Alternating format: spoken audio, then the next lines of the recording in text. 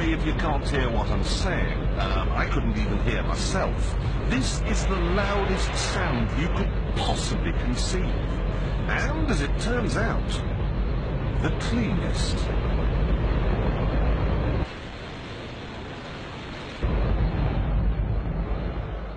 Now, the most amazing thing is that that cloud up there, which was generated by the engine, is just a mixture of hydrogen and oxygen. It's water vapor. And in about an hour's time, someone in Mississippi is going to get wet washing. It will actually rain. I told you! It's raining! That's unbelievable! Oh. NASA's playing God. It's making its own weather.